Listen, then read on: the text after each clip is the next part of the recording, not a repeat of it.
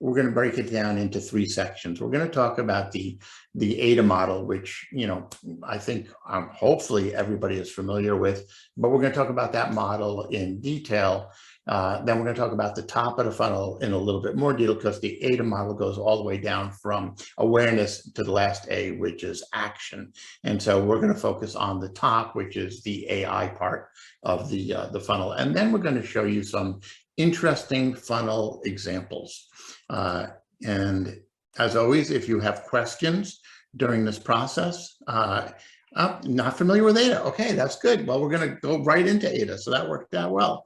So the Aida model, which has been around quite a while, basically says that there are 4 stages in a marketing funnel. And they start with awareness, interest, desire, and action. And I'm going to go through each one of those stages as they relate to a website. And then we're going to talk about the top of the funnel. But the basic concept here is that people are, it's a classic marketing funnel, or that people are not aware of you, or they're curious. You caught their attention through the awareness. They then develop some level of interest. And if you've done a really good job, they start to have a desire for your product or your service. All right. And then they actually take action. And so that is the Aida model. And I think the first I heard of the Aida model might have been when I was in college. So this has been around, quite a while. So with that in mind, let's talk about each of those four steps. The Aida model starts with awareness. And this is the first stage. This is where your visitors are curious. And so let me give you a couple examples of that. So let's say you're scrolling on Facebook or LinkedIn, because they both do the same thing. And you're going through your feed, and some video potentially, excuse me, catches your attention. There's one that caught my attention recently because I do these webinars, and I speak a lot on Zoom meetings. And it was for these luminescent lights that you would put behind your webcam that would allow you to have a better, clearer image. And I thought, oh, that's really interesting. So I clicked on the ad, and that was the awareness stage, because I wasn't thinking I had a problem, right? So in that awareness stage, it's not, so like I said, Jose, Aida's been around for forever. So it's not like I thought I had a problem here, but that piqued my interest. And I thought, oh, that's interesting. Maybe that would be something that would be useful for me. Another one of those at the top in that awareness side was, and this is where it gets interesting, I think, in that, it's New Year's, right? So first off, Happy New Year's, everyone. But it's New Year's, so what do we all do? We think about New Year's resolutions, we think about the gym and all the rest of it. So again, I was scrolling through my feed, and I saw a video for a stand-up desk. And I thought, you know what? I should stand up instead of sitting here, because at some point, I got to get some exercise somewhere. And I thought that would be interesting. So the awareness stage is where you may or may not, think you have a problem, but you are curious about something, and you then take a quick look at it to see, is this something that makes sense for you? So that's the awareness model part of it. And you want to make sure that that part of it, where you first capture their attention, where you generate that awareness, where you do something that gets them to go, I'm interested, and go the next step. So what are the rules of the awareness stage? Okay. So your website browsing shouldn't be a quest to find hidden CTAs. Don't make it hard for people. All right. First off, remember, and I'll go back to mine. I want to lose weight. I want to be in better shape, right? And so, and you might say a stand-up desk. How does that apply? So you look at a stand-up desk, and I had to take that next logical step to say, is this going to be good for me? So the website really should talk about the benefits of a stand-up desk, and it should allow me to do one of two things. Bottom of the funnel marketing would be buy the desk. Top of the funnel marketing would be learn how the desk actually helps you in a number of ways, right? And so Rich has got a stand-up desk. Okay, made a huge difference. So Excellent. And then moderation is key. You don't want to throw up all over these people on your website. You really want to make sure that you're answering their questions and you're not overwhelming them. And delays are a big no. So you know how Google is penalizing people today for delays in loading? Well, it's in the awareness stage. Google may or may not be penalizing you, but I promise you, your website visitors are penalizing you because they're curious. They're not like desperate to have whatever it is you're offering. You know, it's not like, oh my God, I have to have that. Where would my life be without that? They're not there yet, right? So if your website is slow and doesn't, really load, they're going to leave because they're not searching for what you've got yet. It was just at the curiosity stage. So some don'ts that we've got,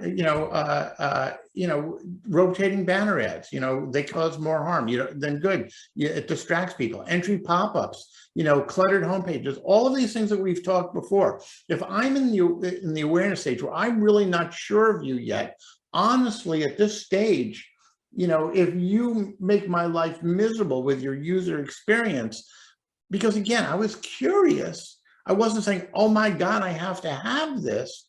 So you cannot have a cluttered, messy, yell in their face kind of experience for people. You have to be a little bit more simple. It has to be direct. You need to just tell people what it is you've got. You want to keep your choices to a minimum. You want to help people solve their problem. Again, it's okay to have bottom of the funnel and top of the funnel mixed in here, because there may be some people who they saw that ad and they were like, you know what, I've been thinking about a stand-up desk for a while, and they come to your page and like, this is a good stand-up desk, right? I want that desk. Or I really wanted to get some better lighting for my webcam. And so, I'm going to buy it. So it's okay to have bottom of the funnel calls to action, but you also want to have the top of the funnel one so that those who aren't ready to buy can learn more and develop the interest, that next stage, so that they can then move through from the top to the bottom of your funnel. So you really want to make sure that you're clear, direct, and that your website is not confusing. The interest stage, all right? So they're now aware that your service or your product or whatever it is you do exists, and they go, I might be able to use that. Think of it this way, as opposed to the curious stage. The awareness is, oh, what is that? I'm kind of curious. Now I'm like, that's interesting. I bet you I could use that. And so that's where I got with the stand-up desk. So I was curious. I saw the picture of it going up and down. I then watched their videos and I looked at it and I went, I bet you that would help. And because I wouldn't be sitting all the time. And so I started to develop that next level of interest in there. Okay. And so this is the second stage of the funnel. All right. So, and again, there's going to be fewer people here. Now, the concept of a funnel, as we all know, okay, is that you have a lot of people at the top of the funnel. And as we go down, that funnel narrows. All right. So there are fewer people that are in the interest stage. Now, having said that, these people are more willing to do a little bit more research. You've piqued their curiosity, and now they're going, all right, how would I use this? What makes sense here? And so that's the interest stage, all right? And so now you have to give them more in-depth information that's relevant to what they're doing.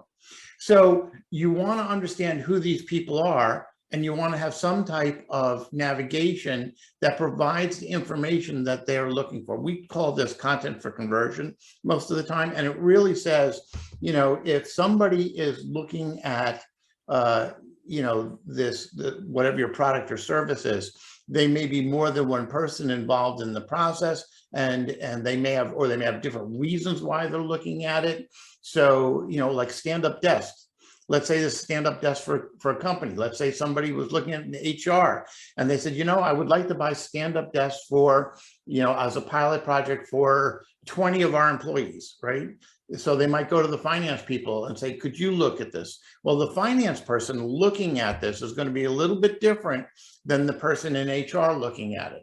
So if you understand who the people are and you have some information that is relevant for them, okay, then they will say, oh, this is for me, and they will go down that path. So you want to understand who they are, but you also want to understand what it is they're trying to learn to be able to take that next step. So with that in mind, the third stage in the funnel is desire. Now I want this thing. All right. So we went through, oh, I hadn't thought about that. I'm curious about that. That's interesting. That might help me to, you know what? I want one of those. And that's the desire stage. All right. And so I've decided on what it is I want. All right. But, here's the thing. I may or may not, and this is where you got to be careful. I may or may not have decided that I want your stand-up desk or your lights or so you've piqued my interest. And this is where a lot of people lose folks within the funnel, because they pique that awareness in the curiosity, the awareness stage. And then they got to the interest stage where I go, that's interesting, that might help. But at the desire stage, if done poorly on your website, they're now going to look for competitors. So you need to provide enough information. This is where all the trust comes in. It's all about pricing. It's about trust. It's about all the things that make me say, you know what, this looks good, I'm just going to go for it, as opposed to, you know what, I'm not sure about this one, let me see what else is out there. So in the funnel, as we are moving down the funnel, we have to provide people with the type of information that they need to be able to make the decision. So on the desks, for example, when I was looking at that desk site, and I know there's a number of stand-up desks, but when I'm looking at that desk, they actually had a couple models and they were allowing me to compare features. Now, what's interesting about that in that desire stage, because now I'm thinking, do I want one of these? And well, I knew I want one. Do I want one of theirs? Instead of asking myself the question, should I go looking for others? I'm now comparing within their site. Oh, these are the ones that are available for me. If I just showed, well, the question Alexandra asks is how do you know someone's in the desire stage? All right, it's because they do slightly different things. They're looking at comparisons, right? Versus there's a difference between how does it work to, well, at the very top, let's go back to the top. At the awareness stage, it's like, well, what is this? All right. In the interest stage, it's what is this going to do for me? At the desire stage, it's, I'm checking out your reviews. I'm checking out your pricing. I'm checking out your financing options. I'm checking out, features on there. So I'm getting down to a different level. So if you've seen on product pages or on websites or e-commerce sites, and by the way, this works for any kind of business, whether it's lead gen, subscription, or whatever. But if you go down that path, all right, you'll notice that the way a highly optimized page works is it starts up at the very top with what it is you do, right? And it's the high level. This is what it is, your unique selling proposition. Underneath that is either a call to action or some trust. And if you have the call to action, the trust is right below it, or if you have what you do and you have the trust, the call to action is right below it. But the next grouping of sections repeats that in more detail. Now it's not what you do, what it is, but it's more detail potentially on how you do it. And then the trust elements might be, testimonials with a call to action. And then the next level down, all right, if we keep going down, and you've seen these on pages, okay, you then are looking at information that says, this is exactly how you would use it. Your trust might be money back guarantees. It might be, or it might have been a product comparison of your own. It might have been a competitive comparison, because it's okay to do competitive comparisons, on there, because you see that all the time on sites. So we could show you a ton of those, right? And so it's that same process over and over again. As people scroll down on your page, okay, and I go a step further, and I know there's a long-winded answer to Alexandra's question, but it was a good question. So as you scroll down the page, people are getting hopefully deeper into the process. But this is also where you can also have links to take them further into pages. Because if they're scrolling down, which you can see in heat maps, that's indicating that they are potentially going from awareness to interest to desire, right? But if they scroll from page to page, or if they click and go from page to page, that is even a higher indication that they're interested. So that's why you'll see a lot of sites where you see more information. It takes them to a more detailed page. This is where you might see a product spec page. Hopefully this is all making sense and I'm not just rambling at you. All right.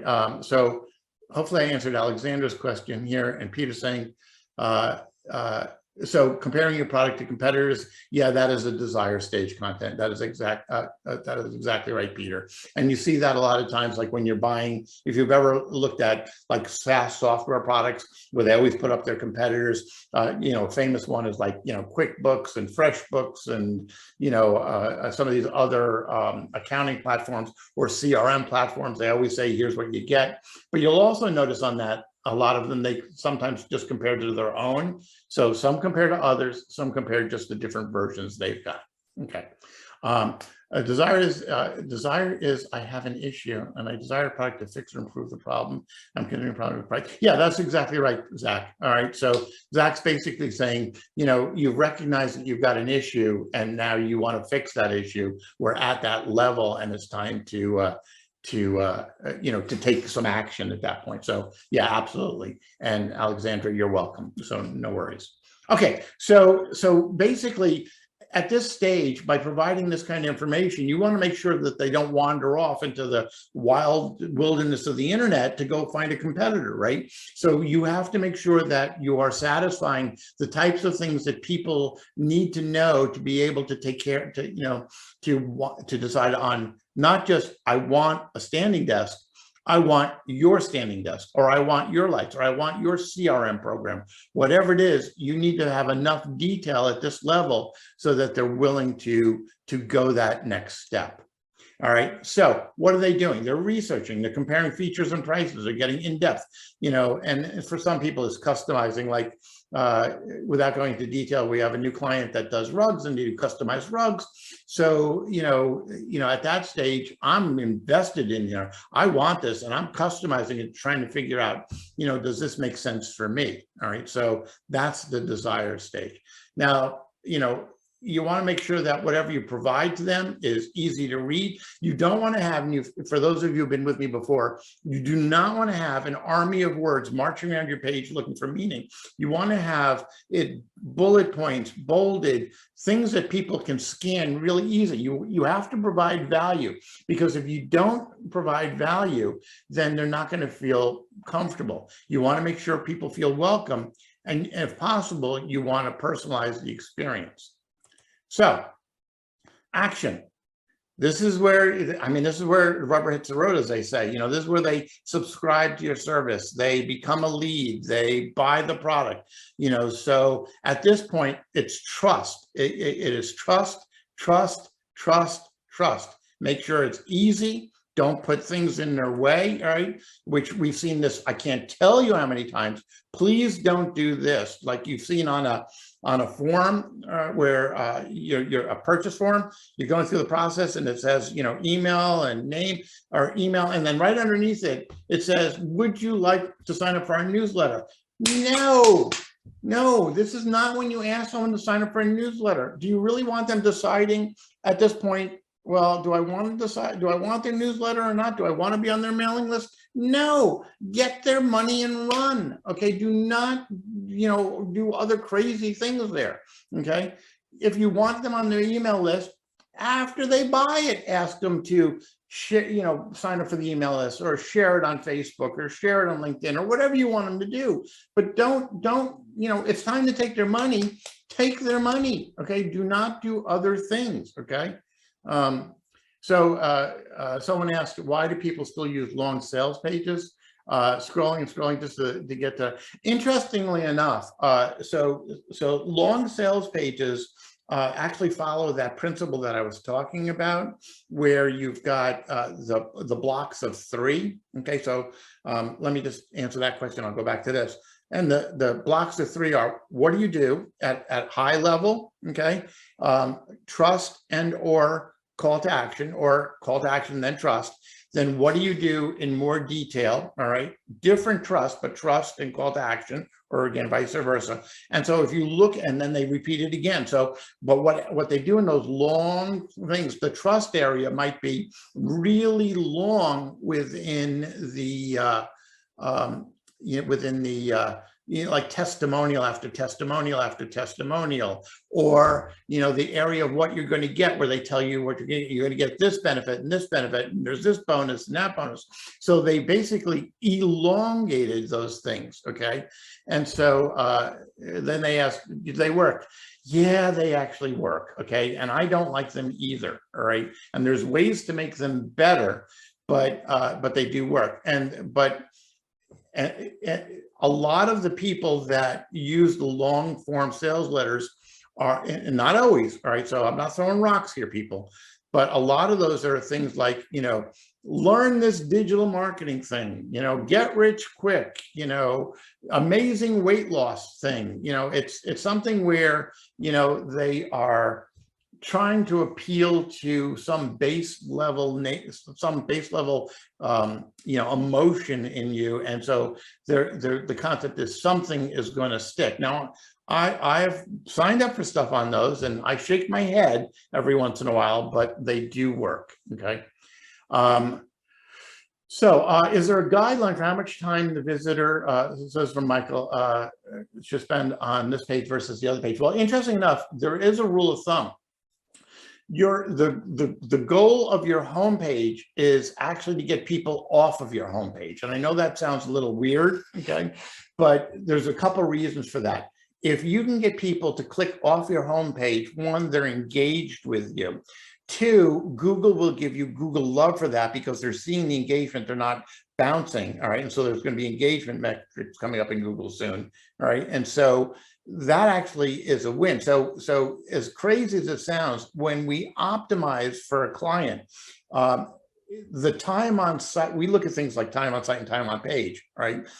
If the time on the homepage goes down, and the number of pages and or the time on the site goes up, that tells us we're getting people more engaged. Obviously, conversion rate is a big thing too in this process. But to Michael's question, while I can't tell you, it should be 20 seconds or 2 minutes or whatever it should be, I can tell you that when you're optimizing, and if you're doing it right, you should see the time on the homepage go down and the overall time and number on pages on the site go up. Hopefully that makes sense. Okay. And so the most recent one was a copywriting workshop. Yeah, I'm sure that falls exactly into what we were talking about before. All right. And then Caitlin asked, as an informational site for our B2B, typically we're using a contact form for our action stage. Yeah, so so there's ways to do contact forms that are so much better. Everybody's contact form, first off, it shouldn't say contact us. It should be, and I'll show you. Actually, you know what? I'm going to show you an example, Caitlin, that shows you exactly how to do this. All right, when I get to the example stage. So just hang in there. All right. So the other things here, we want to make this as user friendly as possible, and no surprises. Don't surprise. If I'm about to give you my credit card, or I'm about to fill in my personal information to be a lead, or whatever it is, do not surprise me, okay? Because that's the last thing you want to do, because at this point, I'm not going to trust you. Hopefully that makes a ton of sense. All right. Now let's talk about the top of the funnel, which is the whole point. And I'm sorry, guys, but I had to go through the whole funnel because we want to focus on the top. But most of the webinars we do focus on the bottom of the funnel. And I just wanted to explain the whole funnel first. And now we're going to talk about the top of the funnel. All right. So, all right. So, you know what? Here's the thing. When you've got top of the funnel, you really have to ask yourselves, the source of the traffic, And you want to make sure, and I should have maybe bolded this word productive in here. You want to make sure that you're getting the most productive traffic, right? You can get traffic to any website, all right? But if it's not productive traffic, you're not doing anybody any good. So, and you also want to make sure that you're not just coming, from, if we put a clickbait, all right? So you get somebody, and you see lots of that stuff where, you kind of bait and switch. They come, they look at it, they're disappointed, and they're going away.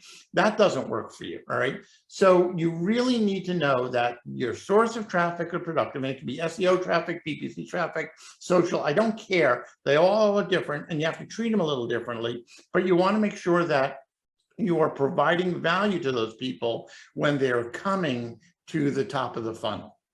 So with that said, what does it require? It requires not only strategy, but it requires patience. Top of the funnel marketing requires, a massive amount of patience, because these people aren't necessarily looking to buy your service or sign up for your service or buy your product, right? So they're in that curiosity stage. They're in maybe a research mode, but they're not looking to buy or sign up or doing this. So you have to provide enough information that basically piques their interest and create a desire by delivering that high quality information, all right? So, and I always say this, all right? Giving before you ask is very important. So give before you get. If you want to, use a trite saying, give before you get. Because if you do that, you're invoking the principle of reciprocity, all right? So you want to create content-centric pages, and you'll notice I use the words ungated, separate downloadable files, all right? Ungated, free, helpful sources of information. So ungated is the key. And just in case there's someone who doesn't know the difference between gated and ungated, gated is where you require somebody's email address or phone number or something before you will give them the thing. Ungated is you just give it to them, okay? And so I know at some point for our folks who are doing lead generation on the call, you're saying, but we need their email addresses. I get it, I promise you that. But if you give really high quality, ungated content, when they go to get the next level of content, they will actually give you a good email address, and because you've earned their trust, you've earned the right to basically ask for, the order. And I'm going to show some examples. So SEO, you want to generate meaningful traffic. So please, please, please figure out what you're optimizing for. I'll give you an example of this. Years ago, I ran a business that did, proxy servers. Well, we generated massive amounts of traffic organically. But a lot of these people were looking for free proxy servers, and we were a paid proxy server. So not all traffic is equal. So back in the old days, and this dates me a little bit, but these were kids looking for web proxies so that they could get past their school firewalls to be able to look at Facebook or whatever they were looking at the time, right? And so that world's changed, but you need to make sure that whatever you are optimizing for organically is something that's traffic that you care about, and it's people that you can actually deliver something of value to. And I'm actually going to show you an example of that in a minute too. Social media. Again, these are people are scrolling through here, right? You want to, generate that curiosity to attract visitors. And then you need to move from that curiosity stage into, this is interesting. It might be useful for me. And then, interesting enough, last but not least, PPC, and people don't do this often, but you can use PPC ads for both the top and the bottom of the funnel. Now, we're all familiar with the bottom of the funnel, which is, you're looking to buy a CRM, you're looking for, a standing desk, you're looking for whatever, that's bottom of the funnel. But there are lots of top of the funnel queries that people are looking for where they're trying to understand something. And what's interesting in that is they may not be aware of you, but they are somewhere between that awareness and interest area, okay? So our friend who's asked a couple questions remembers using the proxy again on block sites. Yeah, I was in that business. I understand. So so you might have come to our site way back when. Who knows? Anyway, so you can actually use PPC to generate for top of the funnel stuff, and then you want to, as crazy as it sounds, you want to give away something worthwhile to those people so that they feel good about you, so that they will then dig deeper into your funnel. All right, influencers and affiliates, you know, there certainly is a way to generate some meaningful traffic for the top of the funnel. Offline, it doesn't have to be online. You know, I'll give you an example. You know, and I understand the world's a little different today.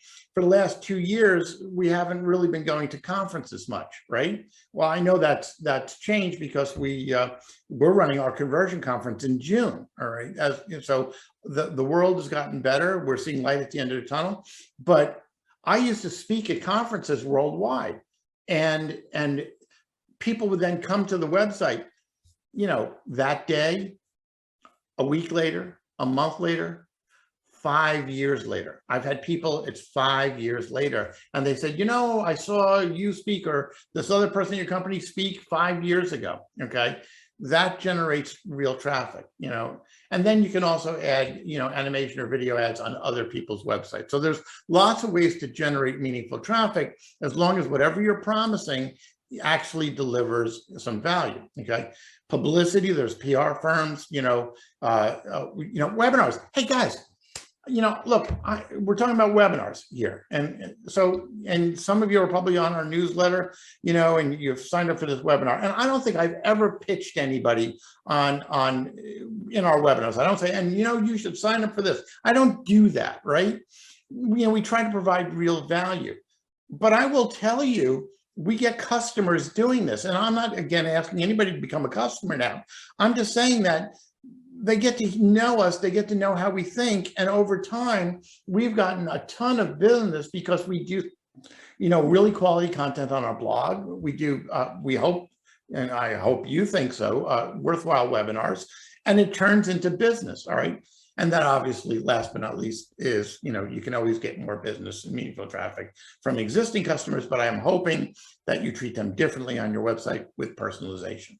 All right, so with that said, all right, why are people at the top of the funnel? They're looking for something specific, you know, quality content, you know, like on a blog. They've got some curiosity, you know, they saw something, so they might go look at your business, or they're looking for a specific kind of problem they're trying to solve. They may not know about you, but they are trying to solve a problem. So with all of that said, let me show you some examples of amazing, what I think are some amazing top of the funnel. All right. So this first one, and I'm going to click on this. And when you get the slide deck, because we do send them out, these will be clickable links, all right, on here. So barbecue guys, they sell barbecue grills that are, you know, these could be thousands and thousands of dollars online. So when I go to their website, and when I click on this, it'll just load up my my browser. And I just want to show you some stuff. This is their website. And if you look at articles and videos here, look at all that they provide here, all right? And I'm going to go down to barbecue recipes. They sell grills, okay? Now look at all of this. They've got barbecue recipes. If I'm coming here and I'm looking at these recipes and my mouth is starting to water because I want whatever this beef thing is that they're showing, or the pork thing, or whatever it is, you know, I'm getting traffic that is interested in recipes for barbecues, right? So, you know, this absolutely makes a ton of sense to do this. So Greg is asking about high ticket stuff. Greg, this is exactly what I'm showing you, interestingly enough, is exactly what we're talking about. And there's different types of people. So does a web form at the top of the funnel turn off funnel process? If done right, it does not. And I'll show you an example of that, Greg, in a moment too. All right, because there's different types of top of the funnel marketing. All right, and so bear with me, buddy.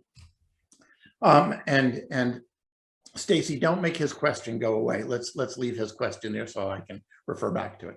All right, but anyway, if we look here, there's all sorts of recipes on here. But there's also videos on best barbecue grills on here. So best gas grills for 2022. You know this is an SEO page. I don't even have to ask the company. I know this is an SEO page. You know, see the best grills, right? And you come here and they're giving you information. They're not necessarily just selling you right away. They're giving you information that allows you to say, you know what, I want to learn more. This is top of the funnel, because if somebody is searching for best barbecue gas grills for 2022, you know, assuming they've done really good SEO, this is the kind of stuff that comes up.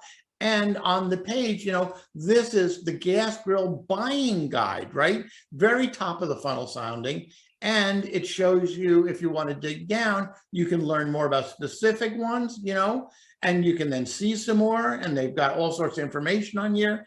So this is moving from top down further into the funnel. All right, let's go back to, oh, and they've got, in addition to recipes, they've got, you know, reviews. I mean, they've spent, and videos. I mean, video after video after video. As a matter of fact, I will tell you, years ago, I actually helped them pick some of their video people. So they actually had their employees sign up to be video folks, and they ran like a little contest internally. And one of their video people is still with them. His name was Randy. I love Randy. All right, but he became Grill Master Randy, right? And you know, there's video after video on there because it's real, and they provide quality information. So if you are looking at their videos and their comparisons and their recipes, when it comes time to buy a barbecue grill, where do you think you're going to go? Right? You're going to go here. All right. Next up on the list. All right. Do Pilates, please. So top of the funnel. First class is free. Now I will tell you, I actually joined the Pilates, Club Pilates. So, and this goes back to the whole standing desk thing, but I joined this a while back, and because I wasn't flexible, and you know, I didn't, as I get older, I don't want to be the old guy in the motorized scooter with the flag in the back. You know, I want to be able to enjoy life, and so I needed to become flexible. And I will tell you, not that this is a testimonial for them, but I was going through class after class, and I went on a trip, and I tripped over something. Years ago, my back would have gone out because I have a bad back. After doing 3 months of this Pilates, I just popped back up, no worries. And, you know, and I was like, wow, this stuff really works. But the point here is, if you look at this, you can actually sign up for the first class free. This is an example of, you know, top of the funnel, because and I know there's different studios here and there's things they do on their website I don't like, but the point is that what they're marketing is first class free, and you go to this class, you sign up for this class here, and so they have to ask you a little bit about yourself, and when you go there, they don't really sell you that much, but they put you through a real workout. And so that is actually, they deliver what they promise. And when they did that, I went, you know what?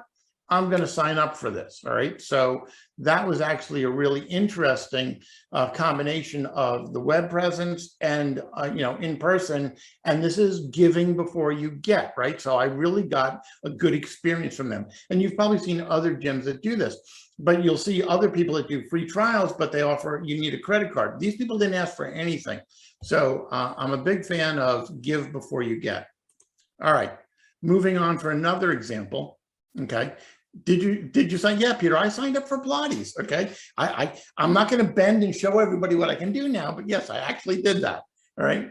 All right. Top of the funnel example. Want to speak Spanish. This is YouTube, right? And, you know, free lifetime account and so on. So when you click on this, and I'm going to go to YouTube, and and this is the ads because it's YouTube. So let's ignore the ads for a second and skip the ads. And I'll just pause this. All right. So Spanish Pod 101 has a YouTube channel, and this free content for them is 4 hours long. It is 4 hours of content. And then if you like what they've given you for free, and they really did a quality job of doing that, you then click on the link that they provide, right, which takes you here to learn Spanish, and then they've got an offer. So they gave before they get, you know, so you can learn Spanish, no credit card needed, right? Or you can sign up, or you can actually sign up and pay for things, right? And so this is very much top of the funnel where they're giving and giving and giving. And at some point, you might actually want to sign up, and then there's their plans, right? Very nicely done, top of the funnel. Now, for those of you in this next example, and again, I've not done this, but I'm going to do it this time. This next example may surprise you. This page here, and I might have shown this page before, but this is an example, you know, of top of the funnel marketing, right? We do this all the time. We have blog posts like this SEO, this post here is a great SEO post, and it generates lots of traffic, and we add value in that post. But we also market, as you can see, like the webinar, and that's all top of the funnel marketing. And so if I just click on this one and go to our website, and again, guys, I'm not pitching you, all right? I'm showing you what we do, all right? And so when we go through this process here, and we've personalized this, this happens to be a very high converting blog page where we've tested a number of formats, and Alejandro here is the master of what we call content for conversion. So everything is in the right order on this page, and you can sign up for our newsletter, you can sign up for a blog. We talk about, you know, the world we're in, but at some point we actually then have content that you can move off of this page onto another page. And as we scroll down and we keep going, I'm not asking you to read this. Here's another thing that you could learn about. So there's another ad in the middle, and at the very bottom of this blog post is a call to action, right? As we get to the bottom here, and yeah, give us 30 minutes. Now, here's what's interesting: this speak with a conversion expert, and so when we do this and we schedule a call now, and we get so much traffic off of this and real visits. People come here, and what we basically tell people, and this is true, we don't pitch them. We basically do a free strategy session with people for 30 minutes, and we describe we look at your site and we tell you what's wrong and what you need to do. So people sign up for these, they go away at 30 minutes, and usually what people say to us is, well, could you tell us how we would engage with you? And if they don't ask, that's fine too, right? But it's, again, that whole giving before you get. This works. This is top of the funnel marketing.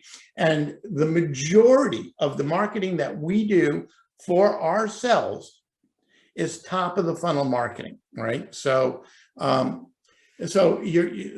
asked, why not have CTAs throughout the page, only one at the bottom? Depending upon, and I can show you examples where we've done it where there are CTAs through the page, okay, and we've tested them. If you look at what we provide versus, and I'll just go to an example here. We'll go to Coastal.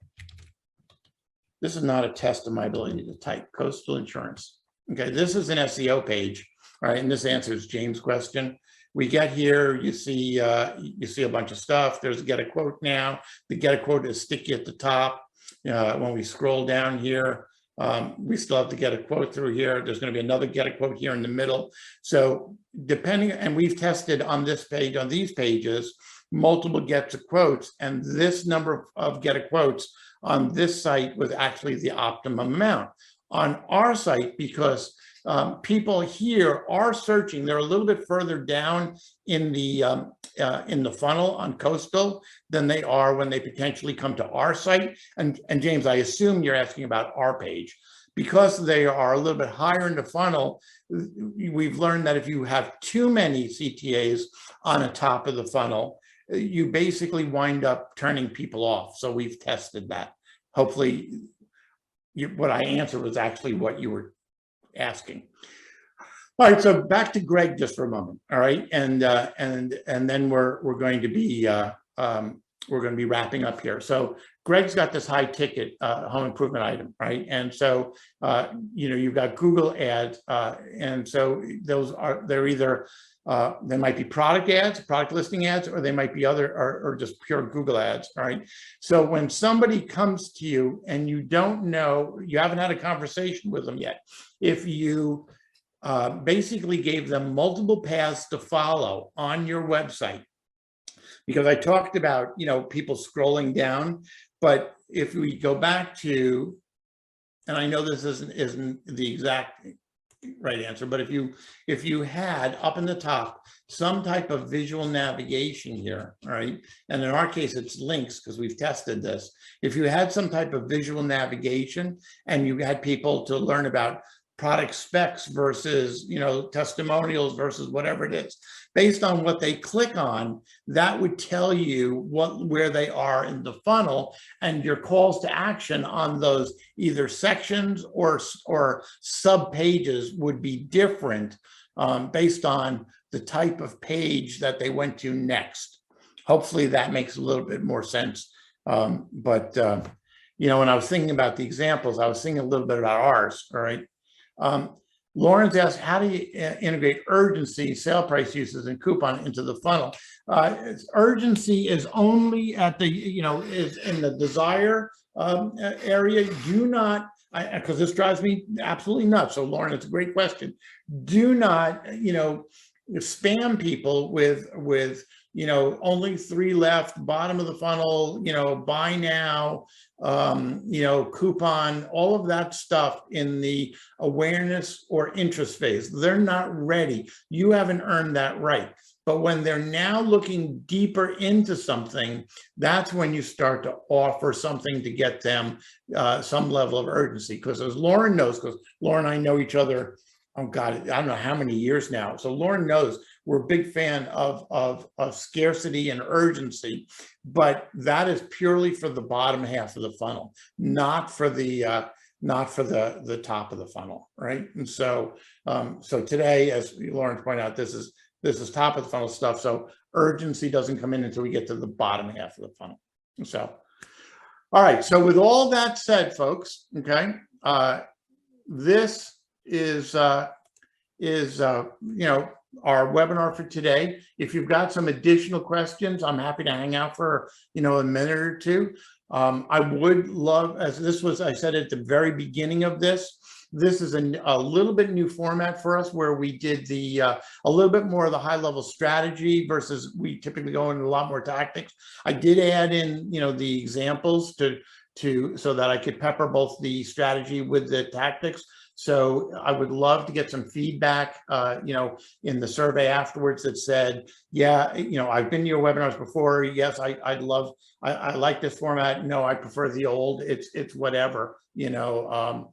And thank you, Zach, for the kind words. So I'm asking. So my quid pro quo is, you know, not for you to become a client, but for you to give real feedback. We always want to make this valuable for people. So my favor that I'm asking of you is actually to, you know, let us know what you think.